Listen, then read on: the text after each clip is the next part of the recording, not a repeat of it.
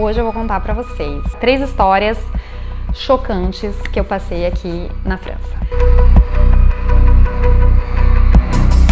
Olá pessoal, eu sou a Jéssica, esse é o IGG. Eu sou dermatologista, eu acabei meus estudos no Brasil e eu validei meu diploma e vim fazer minha residência na França e hoje eu trabalho como dermatologista num hospital público aqui na minha cidade. E eu vou contar pra vocês 3 histórias que eu fiquei assim, chocada. A primeira história foi o seguinte, eu trabalho num hospital universitário, então é o hospital e dentro do hospital, assim, do ladinho, no anexo, é a faculdade. Aqui na França é diferente do Brasil. Os estudos de medicina são no mínimo 9 anos, então são 6 anos de medicina geral e depois tem a residência. Não existe fazer só o curso de medicina, é obrigatório fazer uma residência. Então, se você para com 6 anos de estudo, você não tem diploma nenhum. Para você terminar seus estudos, você tem que fazer a residência e passar a sua tese. Então, a tese, gente, é o momento, entendeu? Todo mundo convida, né? A família, aquela coisa linda. É tudo pomposo. Daí, o que acontece? Quando tem alguma tese de alguém que a gente gosta, de um dos residentes, vai todo mundo do serviço. E o serviço fica só, né, com as enfermeiras e tal, os médicos estão do lado. Só que o nosso telefone interno funciona, né, na faculdade, porque é do ladinho. Só que, em uma dessas teses, era assim, tinha um paciente que estava internado, que ele estava numa situação bem difícil, assim. Primeiro física, ele era tetraplégico e ele tinha várias feridas, sabe, escarras, né, de ficar deitado muito tempo e a gente tratava isso. Ele era muito depressivo, ele tinha uma história de vida muito difícil, assim, e a única coisa que ele falava é que ele queria morrer, queria morrer, queria morrer. Tá. Então a gente tava tratando ele, já tinha pedido pro psiquiatra vir e tal, falar com ele, beleza. Daí o que aconteceu é que a gente foi pra tese. Quando voltaram da tese, esse cara tava desacordado. Tava, assim, em coma. Não respondia por nada. Daí a gente já começou, assim... E aí, o que vamos fazer? Mandamos ele fazer uma tomografia, né? Pra ver se ele tinha tido um AVC, alguma coisa assim. Nada, desacordado. Fizemos, assim, começamos a pesquisar por quê. Quando tentamos mandar ele pra UTI, a UTI falou... O estado dele, na verdade, a gente acha que não é uma boa ideia reanimar ele, porque ele tem já muitos problemas de saúde e tudo mais. Deixa ele no serviço e a gente fica pesquisando no serviço. Então, ficou no serviço e tal, ficamos pesquisando se tinha alguma infecção, o que estava acontecendo com ele. Ninguém achava. Daí, o chefe de serviço, o chefe de serviço aqui, ele é muito astuto, vivido. Ele, no dia seguinte, ele foi ver o paciente, ele falou, tem alguma coisa errada. Vamos fazer um teste de toxina. E foi e testou todas as substâncias, vários remédios que estavam no corpo dele. E a questão é que ele tinha um remédio que ele tomava para ansiedade, lá no hospital que a gente dava, que era um benzodiazepínico, tipo, sei lá, Rivotril. Só que apareceu no corpo dele que ele tinha uma dosagem importante de outro tipo de benzodiazepínico, outro remédio, sabe? Mas não era o mesmo que ele tomava. Daí a gente achou estranho. E daí falou, será que foi um erro? Só que nenhum paciente que estava internado na dermato tomava aquele remédio, então não podia ser um erro, sabe? Que o enfermeiro deu errado. Não era isso. Então a gente começou a falar, o que aconteceu? Gente, todo mundo foi convocado na polícia, todo mundo foi prestar depoimento do que aconteceu, porque foi envenenamento.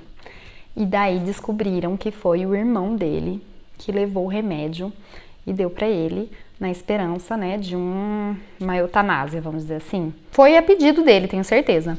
Mas eu acho que o irmão dele teve alguns problemas. Gente, o cara voltou. Acho que tá vivo até hoje. Não deu certo.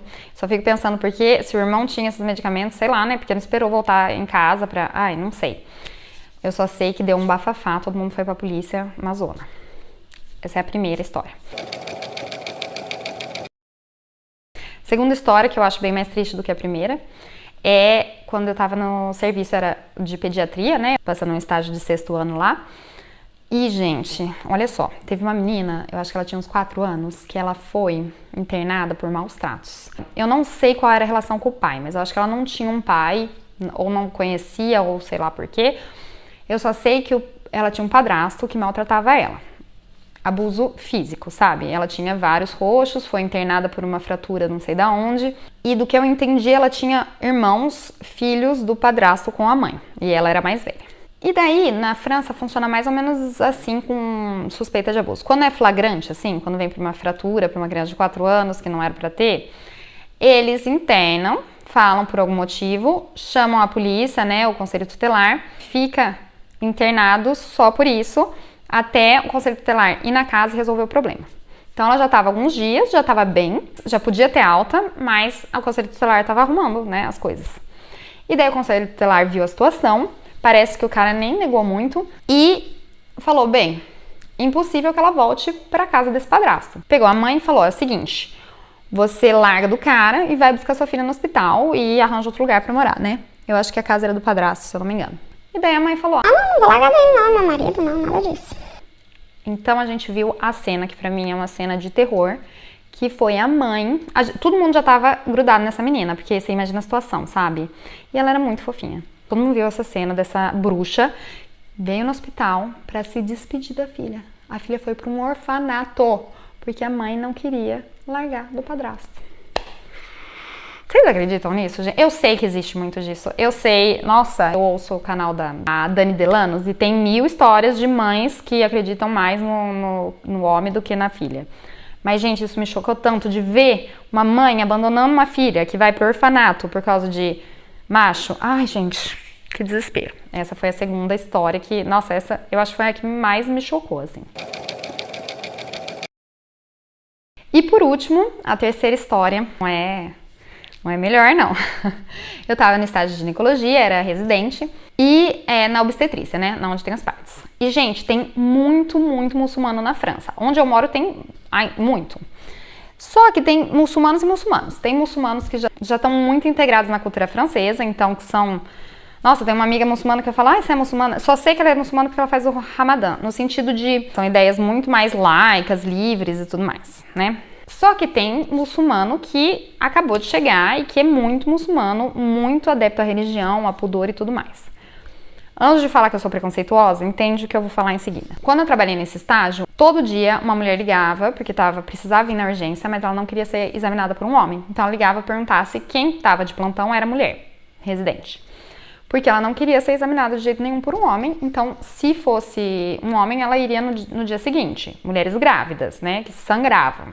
Elas iam esperar um dia, mas elas não queriam vir e ser examinadas por um médico. Só que aqui na França não tem isso, gente. Tipo, no hospital, você tem que ser examinado por quem tá lá. E daí, em um dos plantões, era um médico que estava de plantão, um homem. E veio essa mulher em trabalho de parto. Então ela ficou em trabalho de parto, veio a parteira, ficou em trabalho de parto, estava ela e o marido, os dois bem muçulmanos, véu e tudo mais. E ficou esperando e essa criança não nascia. A criança não nascia e vai e tenta isso, tenta aquilo, só que assim, nem dilatava. E daí a criança já estava em sofrimento fetal e eles falaram, vai ter que ser cesárea. E daí o médico chega para explicar e o marido, não. Não vai ser cesárea, ela vai ter esse parto normal, não vai ser cesárea. Se vai ter que ser cesárea, a gente vai esperar até amanhã. Pra ser uma mulher, que era no meio da noite, só tinha um cirurgião, que era homem. E daí o cirurgião falou, não, você não tem nem o que falar, meu bem, ela tem que ir, senão o bebê vai morrer, não tem como esperar até amanhã. Não, senão ela vai ser desonrada, porque ela não pode ser vista por outro homem, senão você vai ver ela pelada, e começou um blá blá blá, blá blá blá, até que a mãe se manifestou, vendo ali a situação dela, não tava bem, tava no meio das contrações, enfim, uma mãe, né? E ela falou, eu vou. E daí o médico falou, eu só preciso da autorização dela, não preciso da sua, falou pro cara. E o cara falou, então você é desonrada, eu me divorcio de você, e foi embora. Desapareceu o pai. Então ela teve o bebê dela e o marido desaparecido. Parece que 3 dias depois ele voltou, mas ela já não queria mais nada. Você imagina ser abandonada numa cesárea, numa cirurgia de urgência, porque é um homem. Vocês acham que pode isso, gente? Ai, tem um pessoal que tem uma cabecinha desse tamanho aqui, ó. Mas é isso, são essas as 3 histórias que eu tenho pra contar. Vocês têm histórias, assim, chocantes aqui da França? Conta tudo aqui no comentário, ou manda pra mim pra eu contar a sua história aqui, que eu tô morrendo de vontade de contar a história dos outros, gente, morrendo de vontade. Tá, manda mensagem lá no Instagram pra eu contar a sua história. Beijo!